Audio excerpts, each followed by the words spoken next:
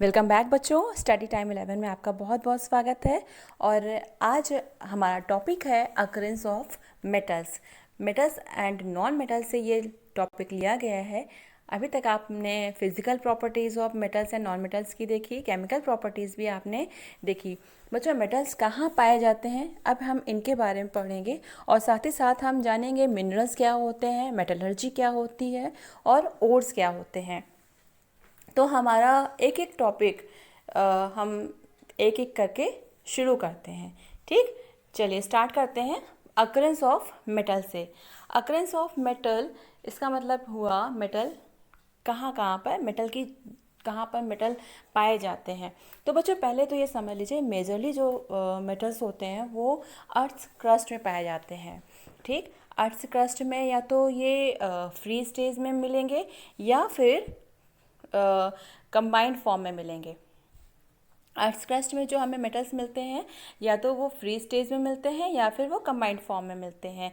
बच्चों, सी वाटर में भी मेटल्स पाए जाते हैं। सी वाटर में कैसे होते हैं? सॉल्युबल मेटल सॉल्ट्स होते हैं।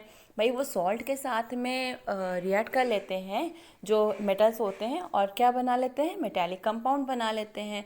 और वो मेटेलिक कंपाउंड क्या होते हैं? वो सी वाटर में पाए जाते हैं। तो जैसे सोडियम क्लोराइड हो गया, मैग्नीशियम क्लोराइड हो गया और एट्सेट्रा। लेकिन बच्चों, जो अर्थ क्रस्ट में जो मेटल्स पाए जाते हैं वो अगर किसी वो कंपाउंड फॉर्म में अगर वो मिलते हैं तो उनको हम क्या कहते हैं? मिनरल्स कहते हैं। क्या कहते हैं? मिनरल्स।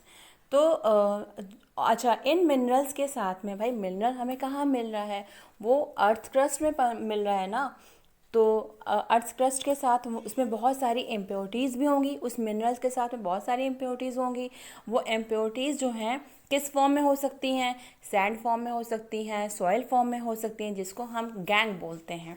ठीक, कुछ जगहों पर मिनरल्स जो होती हैं वो कुछ जगहों पे मिनरल्स कैसे होती हैं? Mineral contain a very high percentage of a particular metal, मतलब उस मिनरल में बहुत सारे मेटल्स होते हैं। ठीक, कोई पर्टिकुलर मेटल होता है जिसकी परसेंटेज क्या होती है? हाई होती है, बहुत सारी होती है। तो फिर तब हम उस मेटल को कैसे निकालेंगे? फिर मेटल को हम एक्सट्रैक्ट करते हैं, उसमें से मेटल को अलग करते हैं और जो हमें मेटल मिलता है उससे वो बहुत ही प्रॉफिटेबल होता है, बहुत ही उससे हम बहुत सारे प्रॉफिट कमा सकते हैं। These minerals are called ores. और इस प्रकार के मिनरल्स को जिसमें हम मेटल्स को अलग कर रहे हैं, इस प्रकार के मिनरल्स को हमें क्या कहते हैं? हम इसे ओर्स कहते हैं। बच्चों, यहाँ पर एक चीज़ नोट करना कि all ores are mineral but all minerals are not ores. जितने सभी ओर्स जो होते हैं वो मिनरल होते हैं, लेकिन सभी मिनरल ओर्स नहीं हो सकते हैं। तो बच्चों, the process of extracting pure metal from its ore is known as metallurgy. मैंने आपको बताया था ना कि मेटलर्जी के बारे में भी बताया जाएगा, जो कि बहुत ही इम्पॉर्टेंट है। और ये मेटलर्जी किसे कहते हैं? जब हम किसी ओर से, ओर मतलब क्या होता है? अयस्क, जिसको हम हिंदी में अयस्क बोलते हैं। किसी ओर से जब हम प्योर मेटल निकालते हैं या एक्सट्रैक्ट करते हैं तो उस प्रोसेस को मेटलर्जी कहते हैं। कुछ इस मेटलर्जिकल ऑपरेशन में बहुत सारे स्टेप्स होते हैं जिनको हमें फॉलो करना पड़ता है, जैसे क्रशिंग, हाँ, क्रशिंग हो गया, ग्राइंडिंग हो गया, कॉन्सेंट्रेशन हो गया और बेनिफैक्शन हो गया, रोस्टिंग हो गया, कैल्सिनेशन हो गया, रिडक्शन, प्यूरिफिकेशन। ये सब प्रोसेस है, वो स्टेप बाय स्टेप हमें फॉलो करना पड़ता है। चलिए बच्चों, स्टार्ट करते हैं। स्ट्रक्चर ऑफ मेटल्स पे आते हैं। एक्सट्रैक्शन ऑफ मेटल्स में आप देखोगे मेटल्स का एक्सट्रैक्शन कैसे हो रहा है। The process of extracting the metals from the ore depends upon the nature of the metal. मतलब किसी भी मेटल का अगर हम किसी ओर से एक्सट्रैक्ट कर रहे हैं, मेटल को निकाल रहे हैं, तो वो डिपेंड करता है मेटल के नेचर पर, मेटल की प्रवृत्ति पर निर्भर करता है कि वो मेटल कैसा है। The ores of many metals are oxide. This is because oxygen is very reactive element and is very abundant on the earth. बच्चों, यहाँ पर क्लियर हुआ आपका कि और जो है वो बहुत सारे मतलब जो बहुत सारे मेटल्स हैं उनके और ऑक्साइड फॉर्म में मिलते हैं।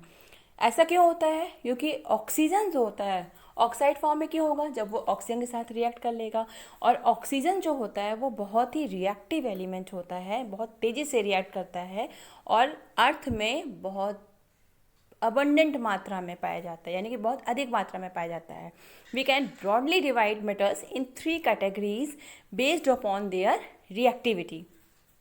अब इस तरीके से हम मेटल्स को 3 कैटेगरी में उनकी रिएक्टिविटी के बेस पर हम डिवाइड कर सकते हैं।